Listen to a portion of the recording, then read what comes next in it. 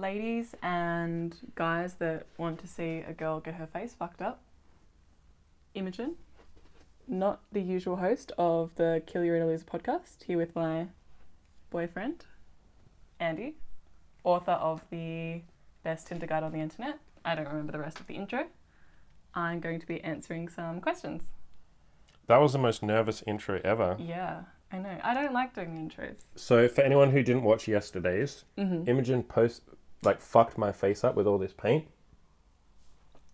and drew all over me while answering your dumbass questions, you guys from my forums. And so I probably should have asked on YouTube and shit for people to give questions too. Whatever. Fuck YouTube. Everyone on YouTube, go fuck yourself. I love you guys on YouTube. And so today, Imogen is answering dumb questions too. That you guys asked her on my forums while I paint her fucking face. And I am not an artist, so she actually did a good job. I have no idea what the fuck I'm doing. So we're going to draw dicks all over her face. I want dicks on my face. And then she has to go out in public. That's the second part of it. And we have to record people's reactions. No. You want to know how I got these scars? Why so serious? I gave you beautiful. We don't actually have red paint here, so we got to do what we can do. So I'm giving you actually glow in the dark paint. Yep, I'm giving you pink scars. All right, so start reading out the questions. The first question is from Mr. Joe on my forums. Beautiful man. Look at that beautiful man. I know he's showing off his hairy fucking chest in that picture. Okay.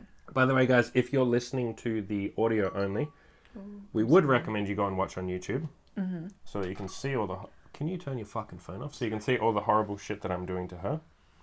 It's going to be absolutely nightmare mode. I don't even know how to paint. How do you paint?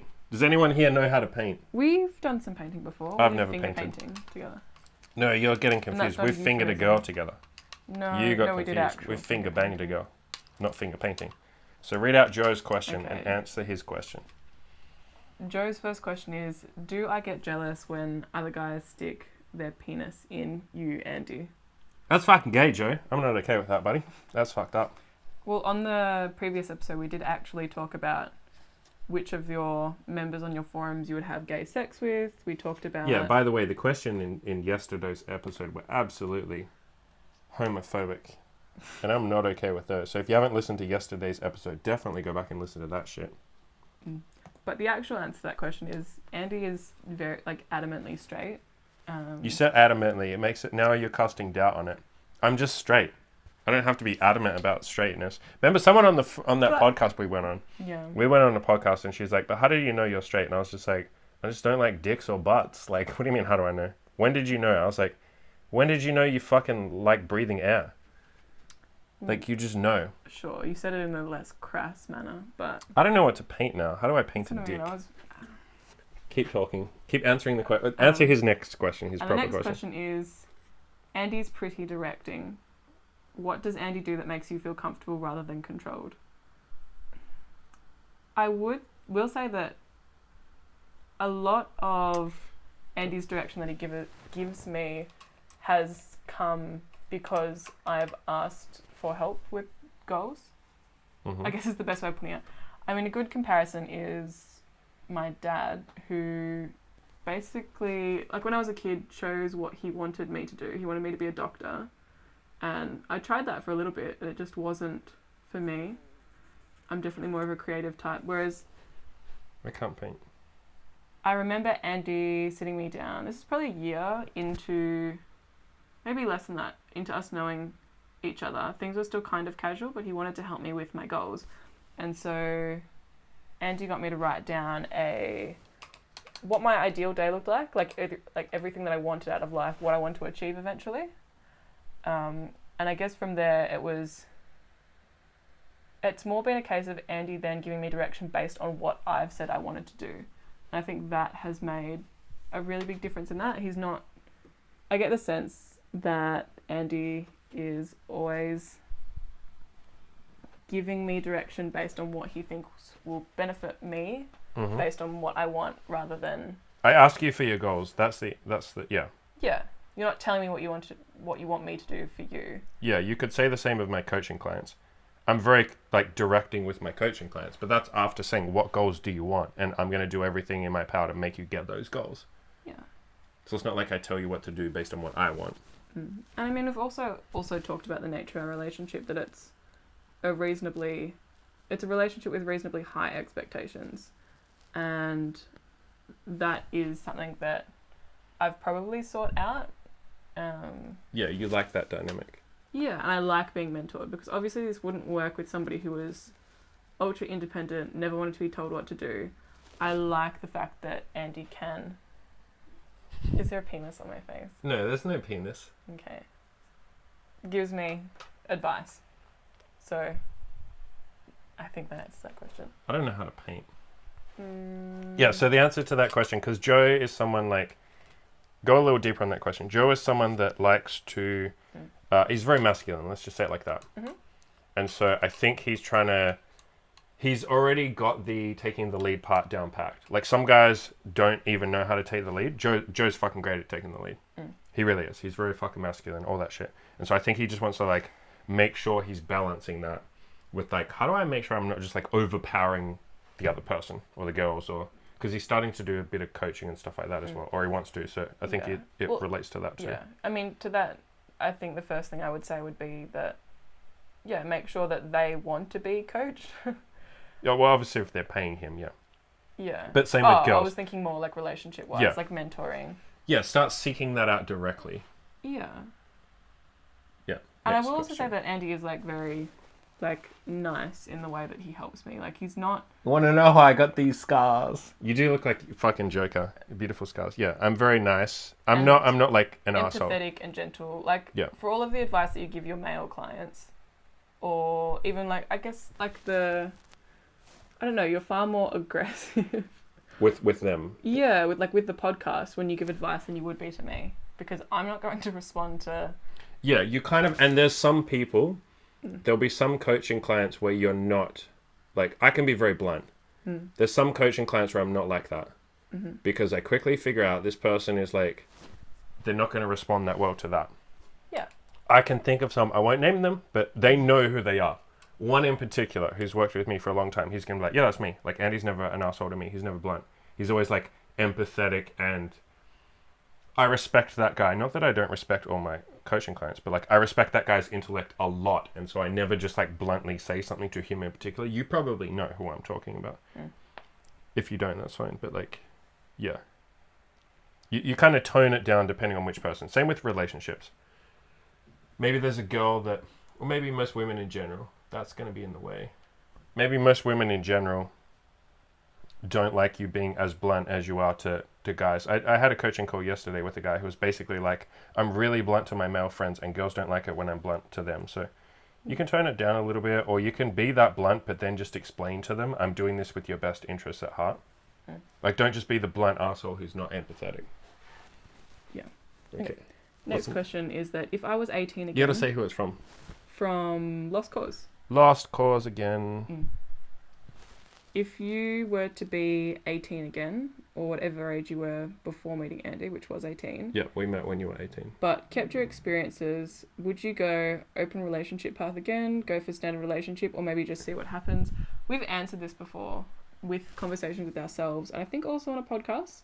Yeah, I've asked you this. Straight out, like, I no. fucked that up. I'm Like, so bad. It's hard to keep my hands straight. I don't know how to paint. Yeah. I'm going to run out of room, It's also too. really hard when, like, the other person's moving and talking. Yeah, so basically, you and I mean, it's sort of an open relationship.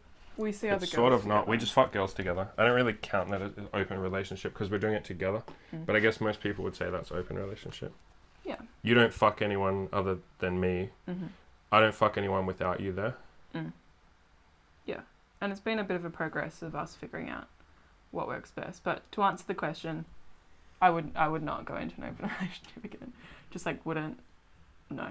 And that's not to say that I'm unhappy with the way things are now. Like, that's just the way things have turned out, and I'm very happy doing this. But it's a lot of work. It's a lot of talking, a lot of jealousy and insecurity that comes up and needs to be worked through. You have to be emotionally mature to handle it, for sure. And I think just doing all of that again, it's like, it's definitely the harder path. It's just like saying, like, do you want to walk down the nicely paved, gentle path, or you want to like climb a cliff face, it's going to be the easy path. Yeah, you probably say that about every relationship though. There's like parts that are hard, parts that are easy. You'd be saying that if you're in a different type of relationship. Yeah, of course. Like, there's a lot of positives that come with open relationship. Like, you have to talk about your jealousy and stuff. A lot of people just don't talk about it ever. Yeah. Second question, also from Lost Cause, is the magic wand really... Maybe another way you could answer the rest of that question is, I guess you kind of do. Oh. It's like the implied question, like, is it worth it to be with me? Yeah, and that's not It's like the implied question. I don't even have to think about Maybe that. you can ask another question, which is like, do you wish Andy didn't want to sleep with other girls? Like, do you wish you could be monogamous? Do you wish Andy was a monogamous guy? Would be a better way of saying that. Why so... How many times are you going to say that in this podcast? Serious. Yeah. I have no room. Anyone watching can see why I'm deliberating now, because I've painted myself into a corner, figuratively and literally. Yeah. I mean, to answer your question, Andy, maybe I'll paint under. Maybe I'll paint. You guys watching know what I'm going to paint next, but I don't know where I paint it. Guys, do I paint it on the side here, or do I paint it underneath? I think I paint it underneath, but I wish you guys were here to give me the answer. It's from a penis, isn't it? No. Go, so answer the last part. How about you just don't move for 30 seconds, because there's no way I can do this if you're moving. Well, the answer to that question is that... We're just going to write... We're going to abbreviate what I'm writing, because there's no way... My God, this is just so bad. I don't know how to paint. This is difficult. Yeah, answer the question. I think because you being monogamous would make you such like a fundamentally different person. Yeah, it wouldn't be It's me. It's not you. It's not a fair comparison. That's like saying, like, would you be... What would it be like with Andy if he was, like, I don't know, really short? Or what would it be like if he wasn't stoic? Or what would it be like if... Like, you're taking away a core part of me. Like, you knew that. I told you that, like, immediately when we... Like, the first fucking time we had sex. Yeah. So it's, like, very much just me. I made it clear, like, this will always be me. This is just who I am. Like, this doesn't get changed. You can't make me not want to have sex with other girls. Yeah. So, yeah, I can't really answer that. Like, sure, in an ideal world, maybe in theory, I think I'd prefer that. But I haven't tried a relationship with anything else. And, yeah, it wouldn't be you. So, that's that. And guys, like, to be clear, like, pretty much nobody's perfect.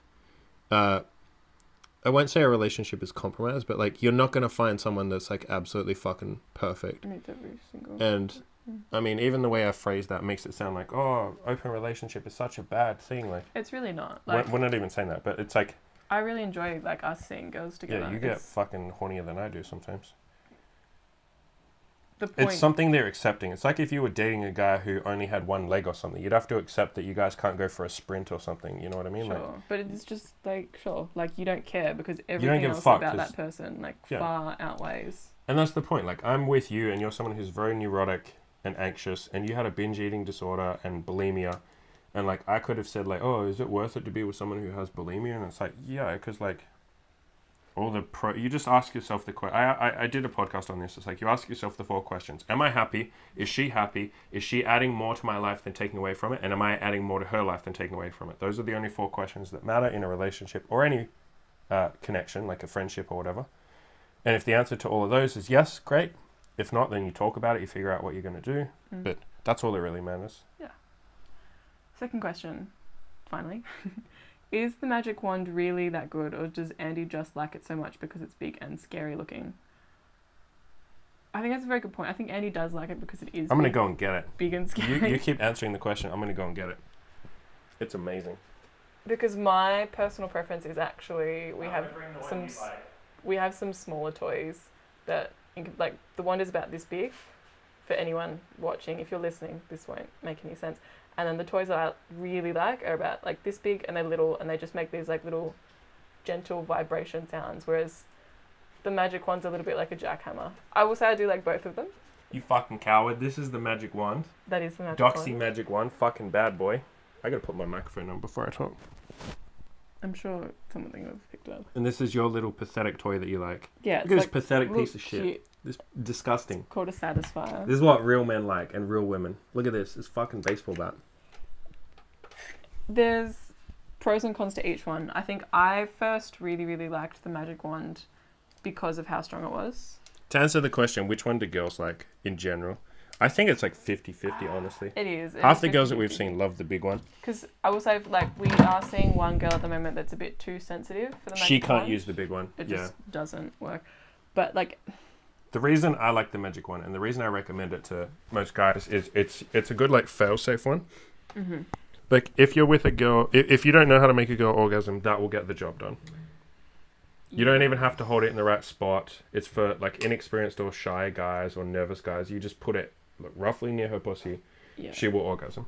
The other one, you have to put it exactly on the clit. It has to be on exactly the clit. It doesn't... The whole thing doesn't vibrate. It only vibrates, like, in the very center of it. So it has to be, like, directly 100% on her clit. Sucks. Or you have to just hand it to her and let her do it. And I think the main reason guys like the magic wand is you feel like you gave her an orgasm. Yeah, I was just about to say, like, as, like...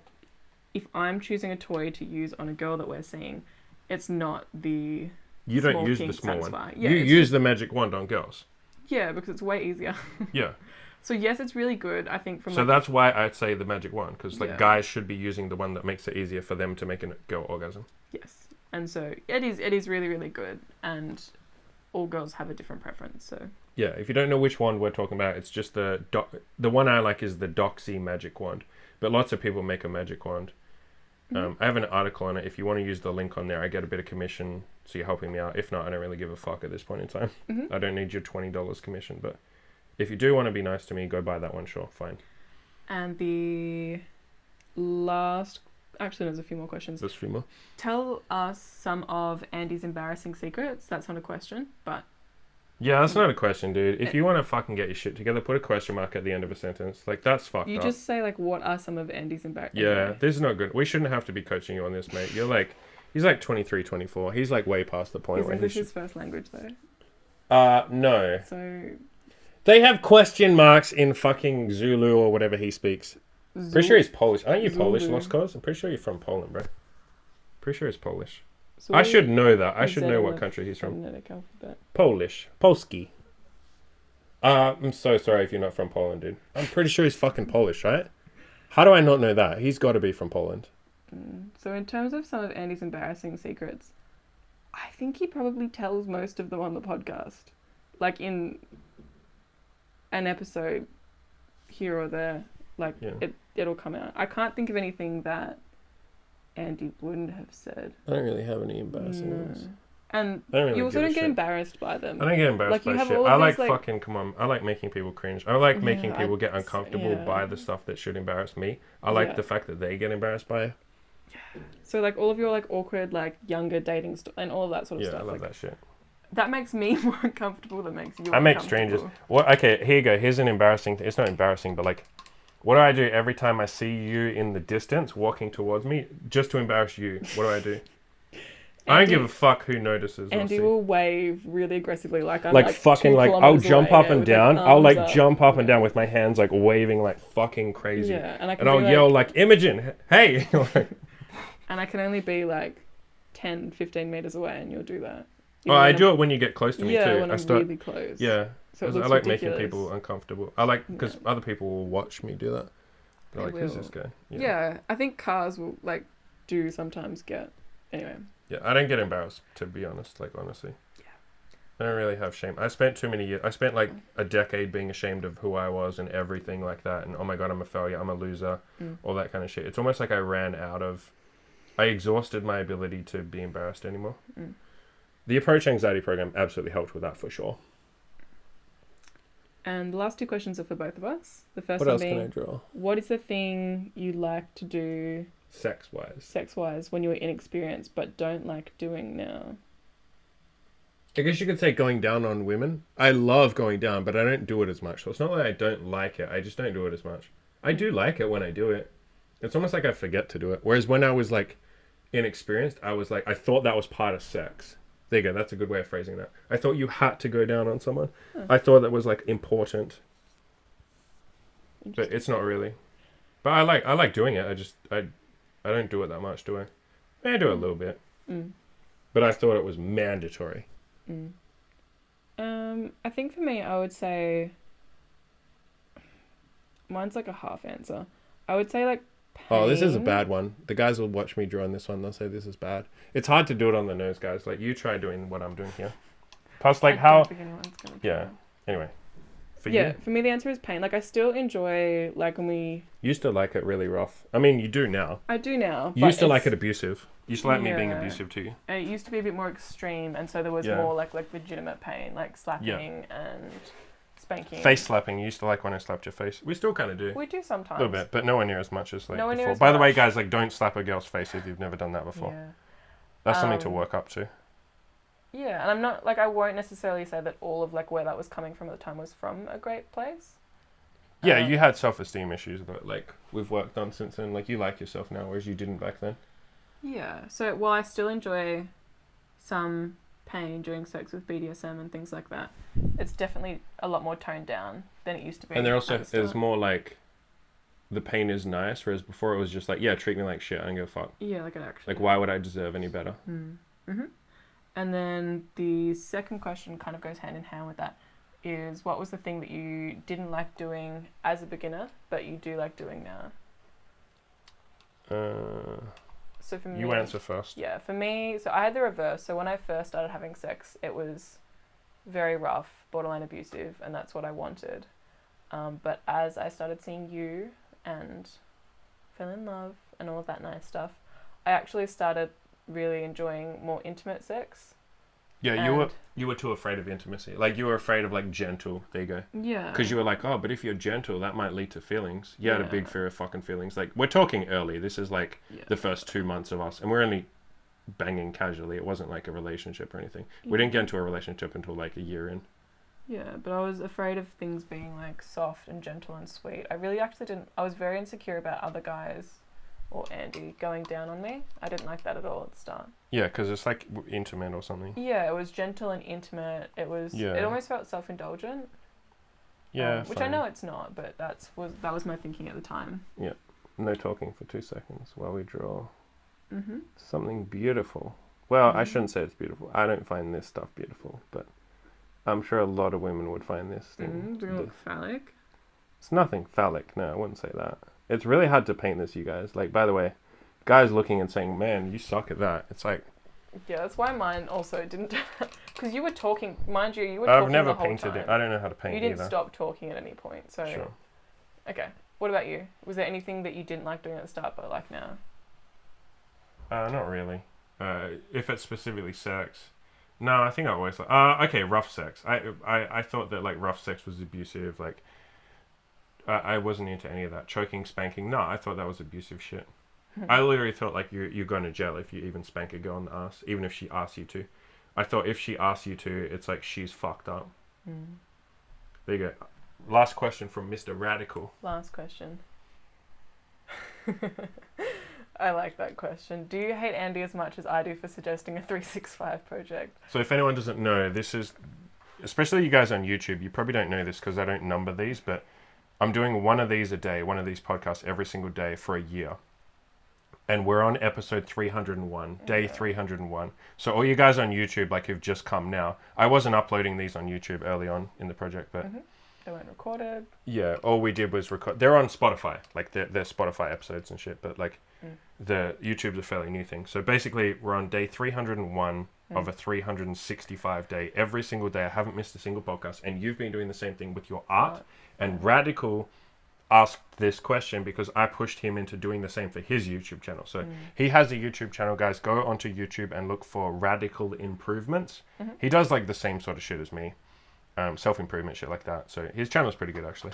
He doesn't talk about... He's too humble. He doesn't talk about it enough, but he's asking this question because he hates that... It can be a grind, kind of. I'll let you finish explaining, but it can be a grind. Yeah, so Every day. I'm very close, and Andy did like absolutely push me to do it as well because I was pretty. You were kind of depressed at that point, At the and you start. hated your art, which is why I told you. I was like, I was very arrogant with my you were art. so egotistical. You were too afraid to like do bad art. And then it was more, and then post it. So the Yeah. part of my 365 is I also have to share it like daily to Instagram, On Instagram, yeah. which stresses me out. At the start, it really got to me because I was so, like, it needed to be perfect. Like every post needed to be Yeah. portfolio quality work. That's what I mean by arrogance. You were too afraid to release anything even slightly bad, and so that ended up in you just basically never doing any art, or you do art but you wouldn't show anyone. And I was like, this shit's amazing, like why are you not sharing this? But you were like, because it's not good. And so I was like, right, here's your punishment. You have to like do something every single day, and that will force you to upload stuff you won't like. And you, in the early days, you cried a lot. You really struggled in the early days. You were like, this is so bad, I can't do this. And I was like, sorry, you got to upload that. Like, yeah, and to be clear, I still really don't like oh, I don't like uploading shit. Half of my podcast is shit. but it's definitely not I don't know what else to like paint. a really big deal. Maybe I can paint something, yeah. And Andy and I have both spoken about this, but we are really over the 365. Yeah, Like, I'll be so glad when it's ended. we have other shit that we want to do. It takes That up we a lot can't of time. do. Yeah, It's just like a little background thing that takes up your like mental it does. space because there's like it's like a never-ending to-do list, and you can't get it all done. It's like it's always there. Even if you have a day off, you still have like there's still something that you either need to do or plan for. Yep. So plenty of benefits, but we're both at the point where we've gotten as much as we can out of it, and we're just waiting for it to be over now. It's been very beneficial. Yeah, it's had its benefits, but Radical feels the same way about his. That's why he asked that question. yeah. Beautiful. So, the second half of that question is, how's it gone for me? Has your art noticeably improved? Have you learned a lot about yourself in terms of delivering under a one-day pressure? One a day pressure. Yeah. Oops, sorry. The one-a-day pressure. Not Yeah. bad. How's it gone? It's been good. I think, like we said before, my care factor for producing poor quality work has gone down a lot. I don't love it, but I can do it now and not really care. Has my art noticeably improved? I will say no, just because previously when I was... You're already really good at art. Okay, so something has improved. I actually started life drawing during my 365 project, so drawing like live models, like nude models. And that's something I'd never done before, and because I was doing that a lot during that, specifically that one skill has improved. But I think because I am banging out like a lot of quick work all the time, yeah, it's not like a drastic improvement, but I think the benefit that it has had has been more like a mental shift with my art. Have I learnt a lot about myself? Yes, with my ego, and yeah, in terms of delivering with the one a day. Yeah. Most of it really has just been like caring what I upload and show people. And having it's been like chopping away your arrogance. I went hard on you and I yelled at you for being so arrogant early on. Yes. And that was part of the process. I had to do the same thing. I had an ego too. Like, what if my podcasts aren't perfect? What if my YouTube isn't perfect? And sometimes every now and then someone will leave a YouTube comment and say, oh, look at this, you made this mistake or you did this. And it's been great to get over that and realize nothing bad happens if you do fuck up, or if someone doesn't like your YouTube channel or doesn't like your videos. Yeah. If you get hate, I've had hate, I wouldn't say hate, but like, you know, a couple of negative comments on a few videos, like the bald, usually the ones where you call people out for their limiting beliefs and stuff. The bald one, like, can bald guys get laid? Like, that's got negative comments and shit like that from obviously bald guys saying, you don't understand how hard it is. And it's like, yeah, from fucking God. But yeah. I've learned a lot about myself too with this project. That's why we did it. Yeah. Again, I think for a lot of the guys on YouTube, they'll probably listen to this and be like, wait, you're doing a project of this every day for a year? Because I haven't really mentioned it on YouTube. And I don't put the date on there, but I do on Spotify. Because Spotify's are the OGs. And you YouTubers are late to the party. Because we only really started uploading videos on YouTube like 3.5 months ago. So it's pretty... Channel's grown a decent amount. Like, we're at like 450 subscribers at this point in time. Yeah. That'll age poorly. But that's pretty decent for 3 months. I'm happy enough with that. We haven't blown up yet, but that isn't usually how growth goes. Unless you're lucky. I say lucky, but like at some point you just randomly get lucky. I think that's all the questions, right? Yeah, do I get to see how I look? Would you like to see how you look? I mean, there's penises on my face. There's no penis. Guys, leave a comment below if she's just a hater for thinking that I would draw penises on her face. Do you have vaginas on my How face? fucking juvenile is she for even saying... Leave a comment how juvenile my girlfriend is that she thinks that I would draw penis. I'm not even going to show you now. What? No, don't touch the computer. You don't need to see what's on your face. You have to trust me and love me that there's not penises on your face, okay? Why would I draw penises on your face? Just whether your audience sees that I That's see. very juvenile. Come on. Hey, you don't even know how... You don't know what you're doing. Don't... See? You look pretty. What is that? That's a penis. That's No, there's no penises on your face. There's not... like that and that. I drew like a That scars, and like on the Joker. Why so serious? And then look what I wrote in your head. But I ran out of room. So I had to So abbreviate. it just says SRS. Yeah, serious. And I couldn't do a question mark. And then everything else is just penises. No. You know what I could do actually? Because it's like that trendy art where it's like line art and then like colour, and do one with like a penis pattern. And it would actually kind of look okay, I think. It looks beautiful. I did a great job. I'm really happy. Yeah, no, I'm genuinely happy with the job that I did. I think So- you guys at home will be too. Do we want to like rewind back to when you said, why would you draw penises on my face? And that would be I'm going to tonight? cut that bit out. So I didn't draw penises on your face. I was trying to draw... I drew what came to mind. I think mine looks better on you, honestly. I think you look way better than me. Like, yeah, no offense to your artistic skills or whatever, but I actually put in some effort, basically. So we'll wrap it up there, guys. If you like the way I face paint, I will be taking classes. I will be teaching. I'll be teaching classes. So if you come and join my coaching group, I will be doing weekly... Live streams. I can live stream my painting, but I'll teach you guys. It'll be like a Bob Ross kind of thing. I'll teach you guys, like, you know, happy little paintings, happy little accident. Some of the penises on her face were a happy little accident. Some of them had a happy little accident all over her fucking face. So, yeah, shout outs to that. Join my coaching. I will straight up be doing painting coaching, and I'll get you guys to my level. You probably won't get to my level, but I'll get you close to my level. So, thanks, guys, for listening. Love you all very much. We only got 64 days left of the daily project. Exciting. And then we're fucking done. Adios, amigos.